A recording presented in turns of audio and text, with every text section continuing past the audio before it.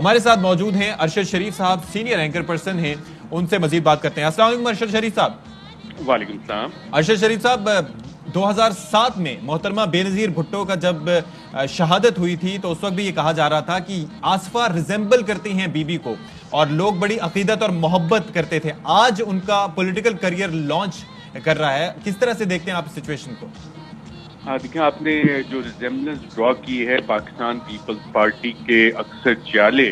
بالکل ان کے یہی جذبات ہیں، یہی خیالات ہیں۔ انہیں ایک اسٹرائکنگ ریزمبلنس نظر آئی ہے آج جب پہلی انہوں نے آصفہ بھٹو نے نعرہ لگوایا چلو چلو جلسہ گاہ چلو، تو اکثر پیپلز پارٹی کے جو جالے ہیں ان کے خون جو ہیں انہوں نے گرمائے ہیں، اور آصفہ کی جو ریزمبلنس ہے بہت زیادہ ہے۔ اور آج جو ان کی انٹری ہوئی ہے، جس کو وائلڈ کارڈ انٹری کہا جا سکتا ہے، بہت امپریسو طریقے سے ہوئی ہے، اور اس کا کریڈٹ میرے خیال سے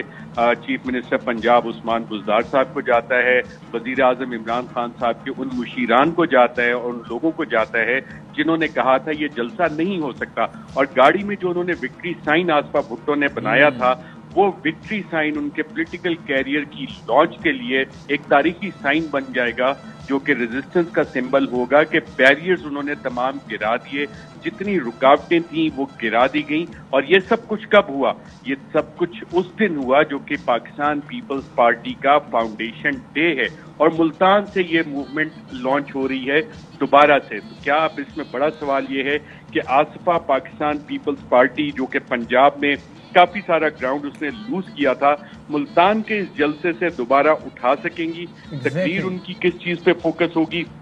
وہ بھی ایک انتہائی اہم اس پہ دیکھنا ہے کہ کس طرح سے اپنی پہلی پولیٹیکل سپیچ میں وہ کیا ٹیمپریچر اور کیا ٹیمپو اس حوالے سے سیٹ کرتی ہیں۔ لیکن یہ بات یقینی ہے کہ آج کی آصفہ بھٹو کی وائلڈ کارڈ انٹری انتہائی امپریسو ہے، اور اس امپریسو انٹری کا سارا credit chief minister Punjab Usman Buzdar کی ایڈمنسٹریشن اور وفاقی حکومت کے ان ترجمانوں کو جاتا ہے جنہوں نے یہ اچھا، لیکن ایک چیز سمجھائیے گا ارشد شریف صاحب، یہ جو آپ کہہ رہے ہیں کہ کریڈٹ ان کو جاتا ہے، آصفہ یہاں پر موجود ہیں کیونکہ بلاول کورونا میں مبتلا ہوئے، اگر بلاول کورونا میں مبتلا نہ ہوتے تو آصفہ یہاں نہ ہوتی، یا آپ سمجھتے ہیں پھر بھی لانچ ہوتی وہ؟ میرے خیال سے اسی لیے میں نے کہا کہ وائلڈ کارڈ انٹری ہے اس کو، یہ وہ کارڈ ہے پاکستان پیپلز پارٹی کا جس کو کافی عرصے سے پاکستان پیپلز پارٹی کے اندر بھی اور سابق صدر آصف زرداری نے بھی بڑا سنبھال کے رکھا ہوا تھا، اور آصفہ کی پولیٹیکل ٹریننگ بھی اس حوالے سے ہو رہی تھی۔ اب حالات کا ٹرن اس طرح سے آیا کہ بلاول خود کورونا کے جب ان کو کورونا وائرس سے سفر انہوں نے کیا ہے، تو آصفہ کی انٹری کی ایک اپرچونٹی بنی ہے، اور اس موقع پہ جو لانچنگ ہوئی ہے اس کے آپ آج کے ویژولز دیکھیں گے، کتنے پاورفل اسٹرانگ ویژولز ہے۔ گاڑی میں بیٹھ کے انہوں نے وکٹری سائن بنایا، اور ان کی کیریئر کی لانچنگ کا یہ وکٹری سائن پیپلز پارٹی کے لانچنگ کے دن کہ تمام رکاوٹیں ایک خاتون نے اس دن گرا دی۔ ارشد صاحب، جو ابھی تک آپ آبزرو کرتے رہے ہیں آصفہ کو، ظاہر ہے کہ 2018 کے الیکشن ہوں، آپ کے علم میں ہے کہ لیاری ہو یا لاڑکانہ ہو، وہ بھائی کے ساتھ ساتھ رہیں، والد صاحب کے ساتھ ساتھ رہیں، تو ان کی سیاسی بلوغت ہے کہ وہ آج بھرپور طریقے سے آغاز کر پائیں گے اپنے سیاسی کریئر کا، آپ کی نظر میں؟ دیکھیں، ہم لوگ اکثر ایک ڈیبیٹ کرتے ہیں کہ پاکستان اور پاکستان تحریک انصاف کی حکومت، پاکستان تحریک انصاف کے بہت سے ورکرز اور جو ان کی پی ٹی آئی کے ساتھ آئیڈیالوجیکل لیننگز ہیں، وہ یہ کہتے ہیں کہ کیا پاکستان کا مقدر یہی ہے کہ صرف چند خاندانوں کی پاکستان میں حکومت ہوگی، اور چند پولیٹیکل خاندان جو ہیں اور ان پہ وہ مختلف ایلیگیشنز بھی آتی ہیں، کرپشن کی بھی آتی ہیں، سارا کچھ۔ لیکن پولیٹیکل ڈائنیسٹیز دنیا بھر میں ایک ریالٹی ہے، چاہے آپ امریکہ کو دیکھ لیں، چاہے آپ بھارت کو دیکھ لیں، آپ کسی بھی کانٹیننٹ پہ چاہے، پولیٹیکل فیملیز آتی ہیں، اور پولیٹیکل فیملیز میں پاکستان پیپلز پارٹی میں بھٹو خاندان اس کا یقیناً ایک کردار ہے، اور کچھ چیزیں آپ انہیرٹ کرتے ہیں۔ اور آصفہ میں جو چیز نظر آ رہی ہے، اور جو آپ نے مثالیں بھی دیں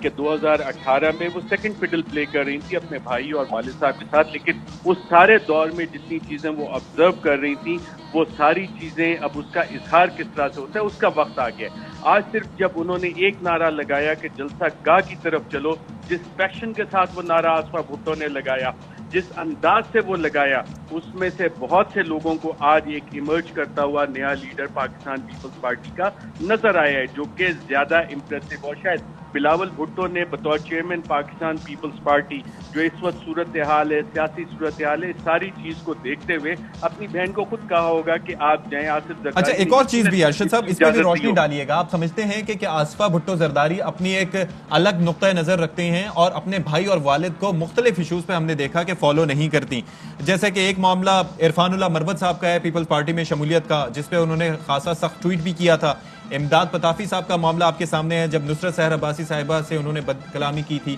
اس پر بھی ان کا بڑا سٹرونگ موقف سامنے آیا تھا۔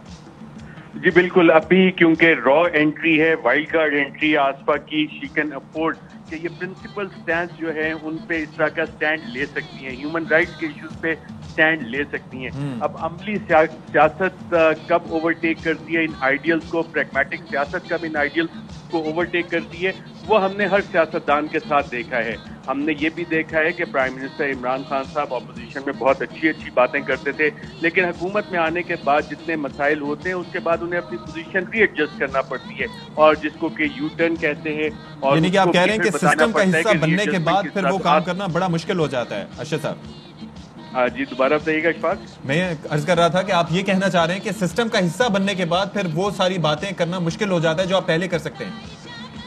یہ اب دیکھنے والی چیز ہے کہ آپ کے اندر کتنی انٹرنل اسٹرینتھ ہے، آپ کی لیڈرشپ کوالٹیز کتنی ہیں، آپ کی اپنے آئیڈیلز کے ساتھ کمٹمنٹ کتنی زیادہ ہے کہ آپ اپنے سسٹم کے آگے گھٹنے ٹیک دیتے ہیں یا آپ سسٹم کو ریفارم کرتے ہیں۔ پاکستان کا آج تک مسئلہ کیا رہا ہے؟ پاکستان کا مسئلہ یہ رہا ہے کہ پاکستان کے لوگ ایک امید کی کرن دیکھتے ہیں کہ شاید یہ شخص آ کے سسٹم کو ریفارم کر دے اور اس کے پیچھے چلنا شروع کر دیتے ہیں، لیکن پھر آگے جا کے پتہ لگتا ہے، اب میں وہ لفظ تو نہیں استعمال کرنا چاہتا، کہ جب اقتدار میں آتے ہیں تو پتہ لگتا ہے کہ سارے ایک ہی کھیت کی مولی ہیں، اور اسی طرح سارے گھٹنے ٹیک کے بیٹھ جاتے ہیں اور اس کو جسٹیفائی کرتے ہیں کہ نہیں جناب سسٹم میں رہ کے کام کرنا ہے تو سسٹم تو اسی طرح چلتا ہے۔ حالانکہ جو لوگ اسٹرگل کرتے ہیں، پرنسپلز کے لیے اسٹرگل کرتے ہیں اور پرنسپل سٹینڈ لیتے ہیں، اور اس کی سب سے بڑی مثال ہمارے پاس قائد اعظم محمد علی جناح کی ہے کہ انہوں نے پرنسپلز کے اوپر رہ کے اپنی سیاست کی، اور پاکستان صرف اپنے پرنسپلز کا سٹینڈ لے کے قانونی جنگ لڑ کے